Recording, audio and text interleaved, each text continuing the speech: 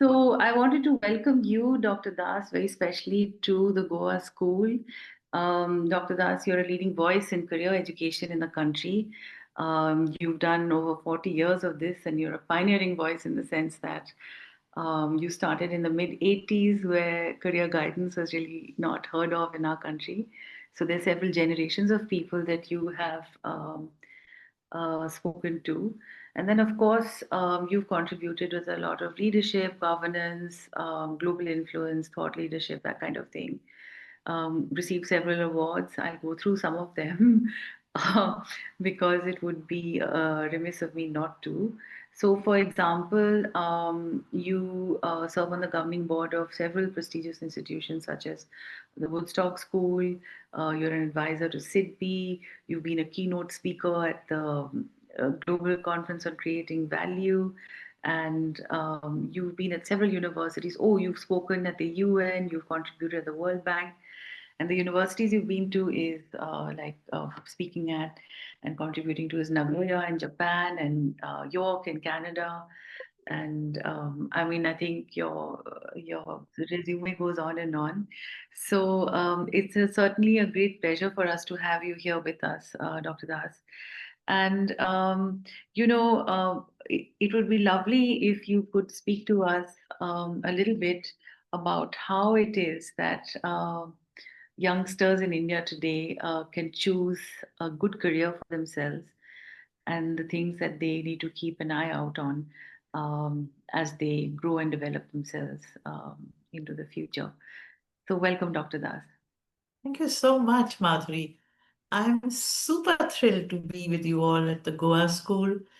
Congratulations on starting such a fabulous initiative. It's path-breaking, it's pioneering, and it's helping so many people to find themselves. So Thank you. I love your vision. I love the way you're taking it forward.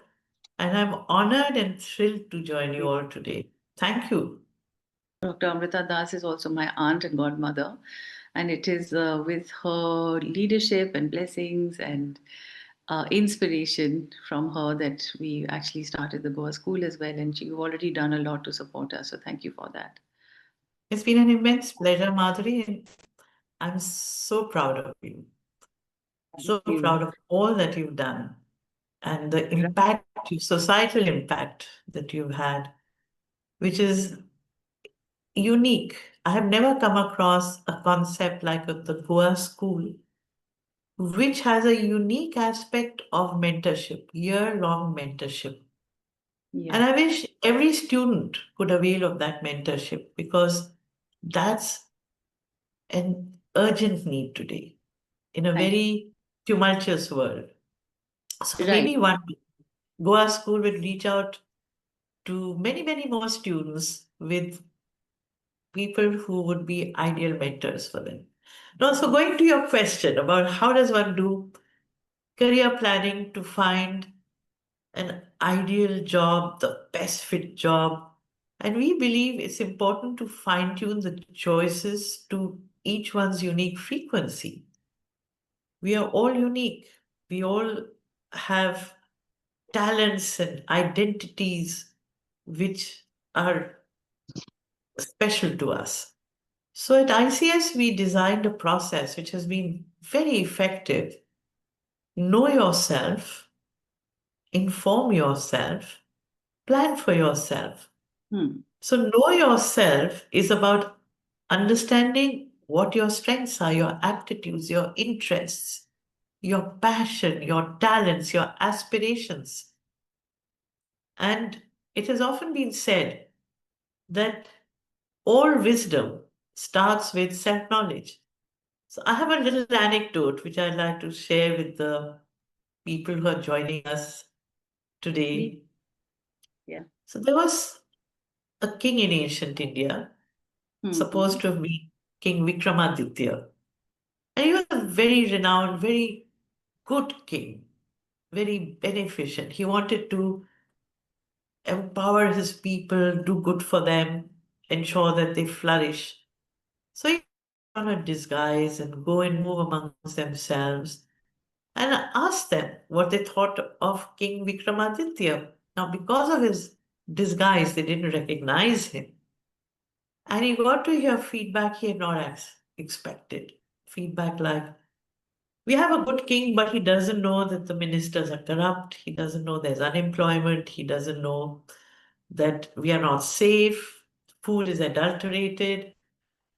So he was so absorbed in getting this feedback that by the time he got back to his palace, it was dark. The guard on duty had changed. And the guard obviously didn't recognize him because of his disguise. And he said, "Stop. Who are you? Where are you going?" So the stranger asked, "How much are you paid?" And the guard said, "Answer my question, otherwise I'll take you into custody." So then Vikramaditya took off his disguise and the guard fell at his feet and begged for forgiveness. And Vikramaditya said, "Now tell me how much you're paid." So in a very quivering voice, the guard said, 20 rupees. And the king replied, "I'll give you 10 times this amount if you ask me these two questions every day of my life. Who are you? Where are you going? And that is what we need to ask ourselves because that is when we'll connect with our true purpose in life. Ask for dharma. So I say, Hmm. ask 5 questions. Who am I? Where am I? Where do I want to go? How do I get there? And what should I do to get there? These 5 questions are very important.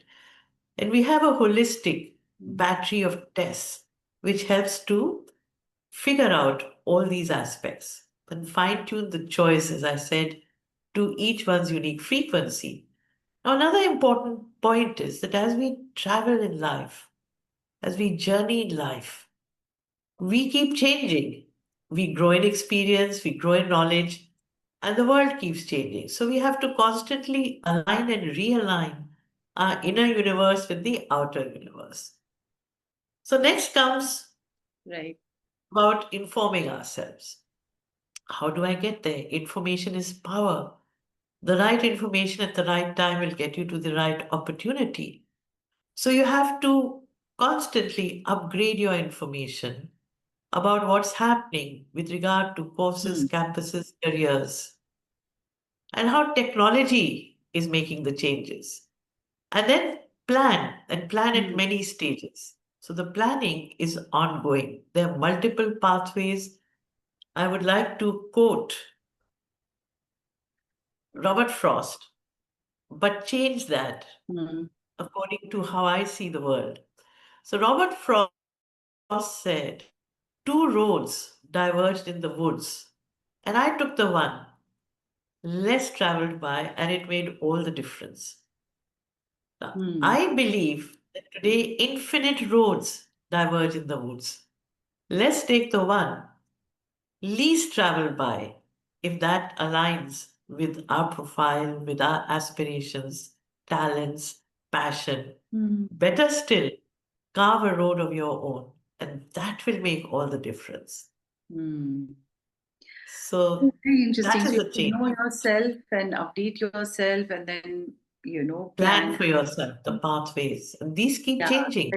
For instance, if Yeah. you go to any city today, which you had been to maybe just a year ago, you'll find that suddenly the metro has expanded. There are many more flyovers, there are many more places you can visit, and the same goes for careers. Right. So to keep up with what is new, what's Yeah. happening is Yes. possibly part of it. Yes. So do tell us, Dr. Das, what are these fast-paced changes that one needs to keep abreast of, so that you can sort of really make sure that whatever your interests are being aligned to what the environment demands. So, the kind of changes that we have witnessed in the last few years are of the same extent that the world witnessed in 100 years. Hmm. Science fiction is not becoming a reality, it is a reality today. So, for example, you have space exploration, you have artificial intelligence, which Hmm. is now very, very soon going to overtake human intelligence. and surpass human intelligence with a super intelligence, which will require us to be strong in elements of human intelligence, which is social and emotional and ethical aspects of human intelligence. That will give us the wisdom to drive AI. And then Mm, you have brain computer interface, BCI, which is mm, leading to phenomenal advances in the field of medicine. For example, there was this person who was paralyzed, but with a small implant of Neuralink, which was created as an experiment by Elon Musk, he has recovered a lot of his senses and he's able to now operate in a more functional way. mm. So there's brain computer interface. So what I want to suggest is that we have to be multi-focused. That the world has moved ahead so fast and there's so many changes, especially related to AI, that one can almost not, one cannot predict these. And so, in a way, Yes, you are preparing yourself for a future which that is who unknown. knows what it'll be. So according to the World Yeah, it's Economic unknown. Forum, So, according to the World Economic Forum, mm, 85% jobs in 5 years, that is by huh, 2030, mm, are not known today. yeah, So we have to actually track the wow, trends. We have to have a growth mindset. We have to be able to pivot fast, upgrade our knowledge, upgrade our skills, be lifelong learners. And I am predicting right. now that Mm, micro specializations and certificates with the requirements of the time will mm. be more relevant and important than the degrees we have picked up. Right, because a lot of these degrees are bookish and they're related to the kind of domain knowledge that you've picked up, which is something that a machine can do today, right? And it's more about Exactly. making yourself being future ready in the sense that you can apply concepts to emerging situations. And that is what you need to do. So, to give you an example, Yeah. last year, 8,000 Mm, graduates of the prestigious Indian Institutes of Technology did not have jobs because they were not able to mm, apply their theoretical bookish knowledge to emerging scenarios. Now, that's just mm, an example of the IITs. But can you imagine how many millions of mm, people who prepared for engineering degrees are today without jobs? In fact, presently, according to mm, statistics, more than 75% qualified graduates are without jobs in all fields. And that is why I feel that insights like this will mm, enable people to change tracks and mm, acquire the knowledge and skills that mm, will make them future ready, that will make them relevant. So, one of the skills that is needed is to be very, very adept mm, with digital technologies and AI tools.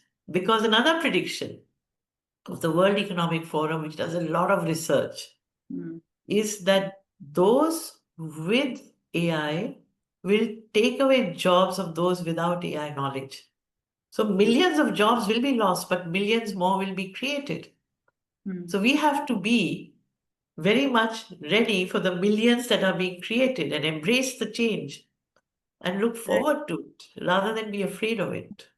But if we can just step back a bit, because what you said earlier was that, it seemed to me that a person with, a great sense of critical thinking, ethics, values, a certain amount of being able to apply knowledge, these are the people who will succeed at the end of the day and Yes. not those who have perfect domain knowledge, right? So that's Yes. one. And then on top of that, you're saying you also must have um, a certain, what is the word, being able Digital to sort of, skills, AI skills. yes, but being able to run with that, but then again, not in a way that not in a way that duplicates anything that can be automated, but that Yes. again applies knowledge to emerging situations. So it's high touch before high tech. We Right. have to drive AI in meaningful ways for the benefit of society. Hmm. So I can say that presently we are going through the best of times and the worst of times, as Right. it was said before the French Revolution. So we Hmm. are at crossroads. We are at Hmm. that tipping point Hmm. from where we can move towards great peril or great promise. Right. And to move towards great promise, we have to ensure that we don't become hostage to AI, Hmm. that we don't just let AI lead us. AI Right. hallucinates as well, Huh. but we use AI as a tool to be more efficient, more effective, and to Hmm. be able to ideate in better ways because we Hmm. have access to a lot of knowledge. We are in a position to connect the dots. We have case studies before Hmm. us. So use Hmm. our human intelligence and wisdom and creativity Right. to see what is it that society needs, what are the gaps, Right. and how do we address those Hmm. gaps. So a lot of design thinking would be Right. required. Right. So again, what you're saying is, use AI, harness AI to solve real world Yes. problems, but then use your own brain, your own to Your do own that. thinking, And becoming sort of digital ready is not necessarily coding or something very techy like that. It is about just not at harnessing all. the power of AI. Harness Right. the power of AI in the age of disruptions. And disruptions Hmm. is the term for a new technology replacing an older one. So we need to realize that the Right. older technology is now redundant. Hmm. Lots more automation has happened due to digitization. And how do we now move to the next Hmm. level? And these levels are coming Hmm. very fast. So it was, for instance, industrial revolution 4.0 at the turn of the century. Hmm. But when AI came, became Industrial Revolution 5.0. And 5.0 Hmm. represented a completely different scenario of how we Right. work, how we learn, how we live, because everything's become Hmm. smart. You have smart homes, you have smart technologies, smart cities, and I would love to see smart Hmm. villages to be able to reach the unreached. Right. So we need So to again, track AI these AI can changes help you solve. Right. So again, AI can help you solve problems, but it's not for you to take an AI ready-made problem, but to choose between the many solutions that AI can help you to come up with. because any career Right. which requires human intelligence will never be redundant. So, for instance, if I had to quickly enumerate them, anything in the field of medical and Yeah. paramedical, education, psychology, sociology, social work, medical humanities is a new field. With robots doing a lot of surgery, you need people who understand that to be able to explain it to the patients, who are the interface between the medicos, which include robots, and the patients. And that Hmm. requires social and emotional quotient, Hmm. empathy, understanding, excellent communication skills, thoughtfulness. That's very, very important now. Yes.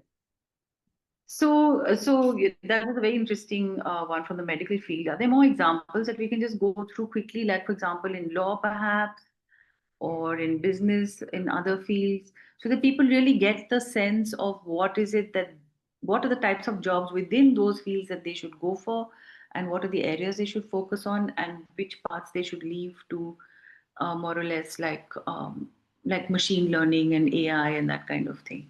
See, first and foremost, it's important to have domain knowledge. You have to have deep knowledge of your field. So, if it's law, the different aspects of law, civil, criminal Hmm. law, business law, you have to have knowledge of all those aspects of law. And Hmm. the newer ones are genetics law, cyber law. So the emerging fields are genetics law and cyber law. So Hmm. catch the emerging fields. Yes. But then the way you'll use AI is to be able to understand the case in entirety Hmm. by looking at the data relating to that case and other cases. So you don't have to do a lot of research now. Yeah. If you just put what you require, then AI will give you everything you need relating to that specific case. And you need to know how to give prompts. So when you Yeah. use AI, it is important to know how to give relevant prompts to get the best responses from AI.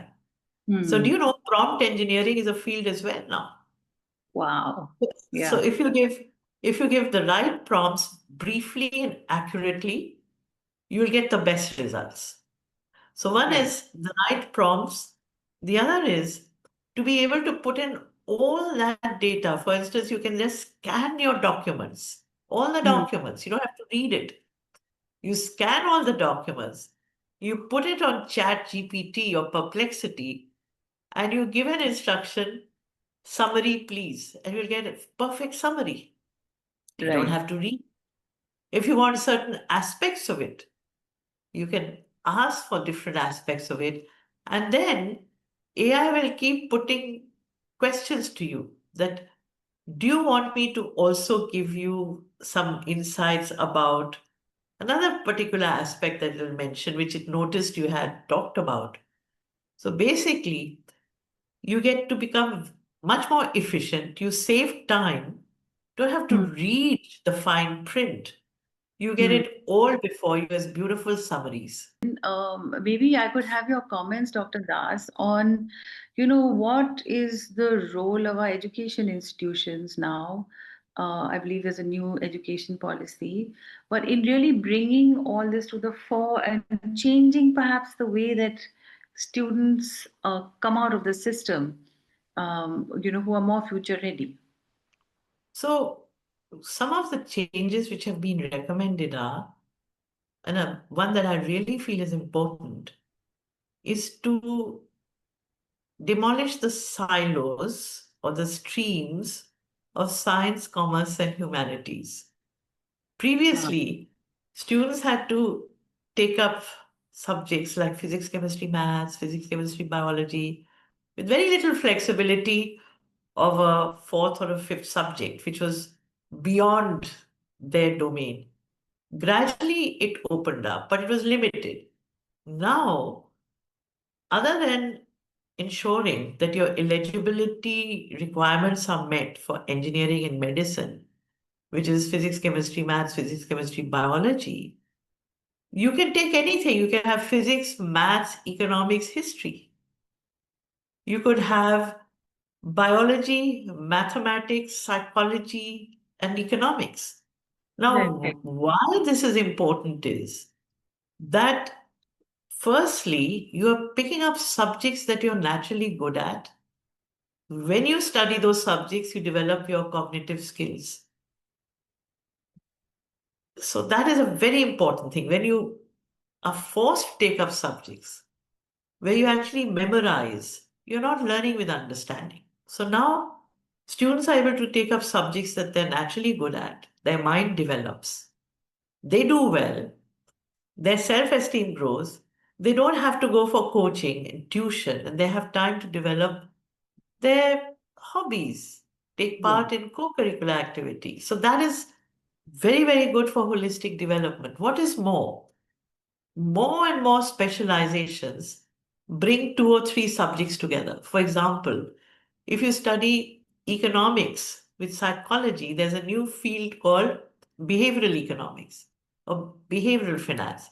History and math is cliodynamics, where you use the processes of history, of understanding the past to know the present and predict the future in a more accurate way by bringing together mathematical algorithms with it, Hmm. calculating these trends through mathematic algorithms and computer algorithms. So then you can have a more accurate plan A, B, and C. So there are a Right. lot of combinations, amazing combinations of subjects. And when you study multidisciplinary subjects, you are then future ready Mm. for a lot of emerging careers which bring these subjects together. And that is what That's distinguishes you from the large crowd of people. For instance, if you ask me, what are the newer areas which are going to flourish?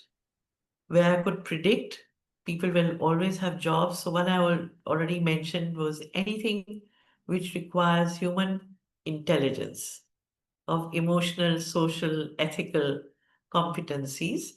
The other is space. So the kind of careers you can look forward to in space are space architecture, space travel, space psychology, space medicine. Lots of specializations within space. Space colonies have already been planned.